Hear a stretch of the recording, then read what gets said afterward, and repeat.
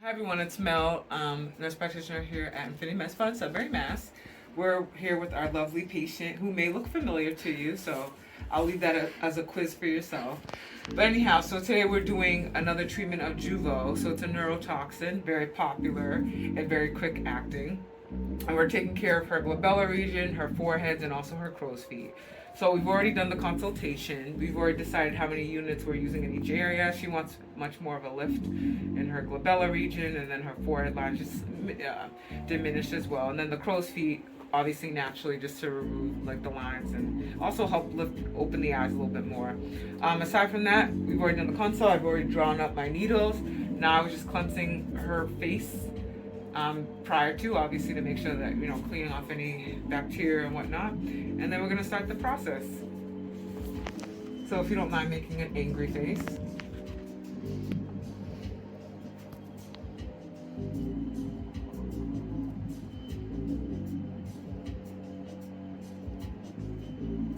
There you go, you can relax. So it's a quick thing. And Christine is pretty much a trooper. We didn't have to put any numbing or anything like that. It's not the worst. I mean, if you've had neurotoxins before, injections, it's like little needles going in your forehead. Some may find it uncomfortable, others may find it, pure satisfaction. Who knows? If that's ever an issue for you, I always like to put numbing cream before the treatment, so it kind of eases the needles going in, etc. So FYI. So if you're kind of nervous about that, we have a nice conversation. We talk about it beforehand. We don't just go in and jab things. And then the whole point is for you to come in a nice relaxed state. I would say if it's your first time getting neurotoxins, or if you're not familiar, just make sure that you call ahead of time, get information in terms of like making sure that you're staying away from any blood thinners, even natural blood thinners like fish oil or vitamin E, things like that. Taking NSAIDs like Motrin or aspirin just because they'll thin the blood, and which can cause you to bleed a little bit more. Again, with neurotoxin, as long as you're kind of cautious with where I'm cautious in terms of where I'm injecting, you don't really get too much bruising. Usually it rarely happens, but just as an extra precaution, that's always a good thing to do. And then also, the post care, etc., that we go over. So my next injection points, I'm doing the same area because these are small syringes, and I like to do that so I'm not using the needle multiple times. So I'm having her do an angry face again. So again, into these sites.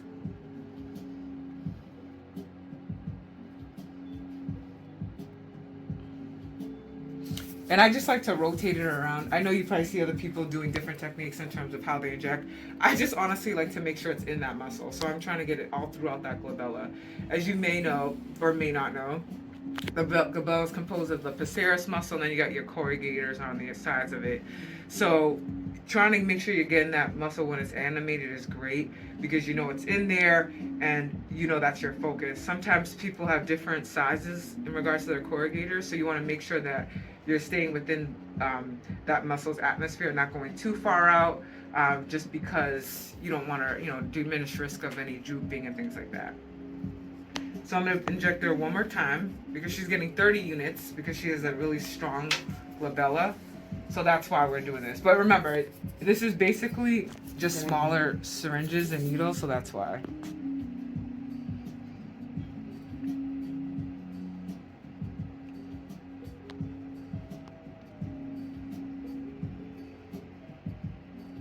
There we go. So that's my last time in that section, which I'm sure she's thrilled. It's fine. It doesn't hurt. Oh, there you go. She's one of a kind. So I just like to put pressure there a little bit, just to again help with the clotting. So when you apply pressure right after you inject, it helps diminish the risk of bruising, and obviously clot if any bleeding does occur.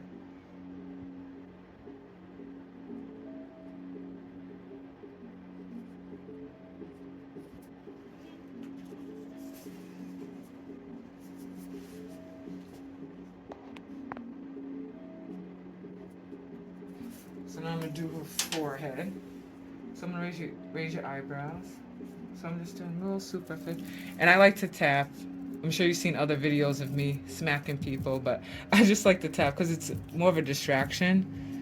And in all honesty, people feel more comfortable with the tapping than me just putting the needle in. It's a nice little distraction tool. So as you can see, I'm just doing little injection points. And I'm trying to bypass any of her lines, so that way I'm not.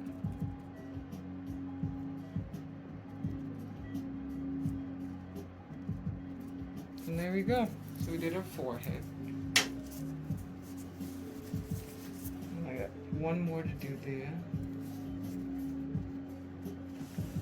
You okay? Oh, I'm fine. Just raising my eyebrows.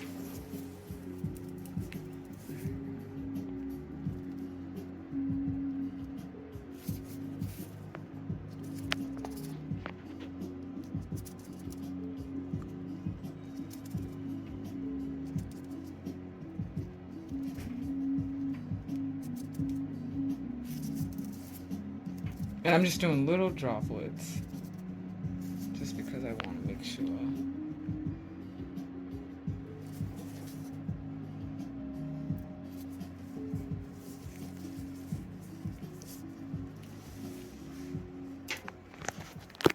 So we did that. So again, I'm just putting pressure, just to help with any, clotting. How are you feeling? I feel great. Good to hear. And again, Christina already knows this, but the post care is essentially, you don't want to, up to at least 3 hours. Some may say 2 hours, some may say 4 hours, but I like to go in the middle. So I say about 3 hours. You don't want to be doing any ideally you don't want to exercise for 24 hours. So, if hopefully you've already done what you had to do before you get your treatment done. And then just exercise the next day. But ideally you don't want to do any excessive, activities or movements post injection, just because you don't want it to shift or anything like that, because it is a fluid that's essentially we're injecting into your area. You don't want to apply pressure to the site, and that means if you're laying down and you accidentally lay on your face, or laying flat just because of the risk of shifting. Also putting pressure if you wash your face, things like that, or even going to get a treatment done, like a facial or anything like that. You want to do those things either the day before or the day after, but definitely not right after a treatment.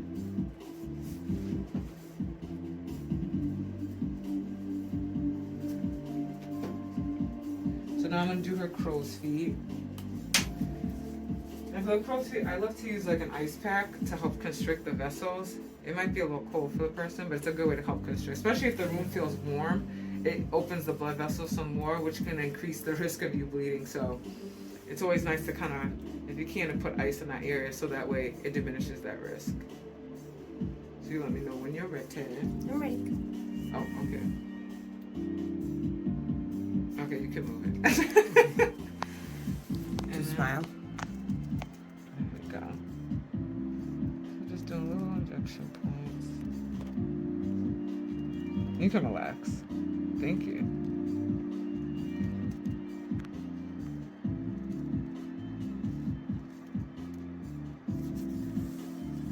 And she ended up like a champ. You would think that this is the best thing. She's better than having a Mai Tai or whatever. I don't even know what that is. But anyway. It's really great and it's effective. The Mai Tai? Both. Oh, okay. And then if you want to hold the ice pack on the opposite side. Yeah.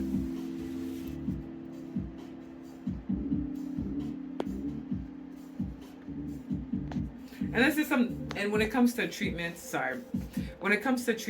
essentially you want to do it every 3 to 4 months. If you're someone that's a quick, metabolizer, meaning a quick burner, so you exercise a lot, or you smoke cigarettes or nicotine, anything that's kind of eats away at things, FYI, it's gonna diminish, the effectiveness of the neurotoxin. It may even have it run out quicker. So if you're one of those people that are really super athletic, or you just have a quick metabolism, or like I said, you smoke, you may be wondering oh, I just got this done, I don't understand why it didn't last as long. But then also could be depending on dosage, right? If you went in and you just kind of want to try it, and maybe you tried a lesser amount just to see, you didn't want to go too crazy. then you may have just had to just increase your dose. There's varying different possibilities, but it's just a good way. Usually we explain that whole thing to you when you come in, so you have a better understanding of what you're getting into. But honestly, it's one of my favorite treatments to do. I do it on myself. This is a great way to kind of minimize those fine lines and wrinkles, and also help a great prevention for in the future. And the smell, and the wax.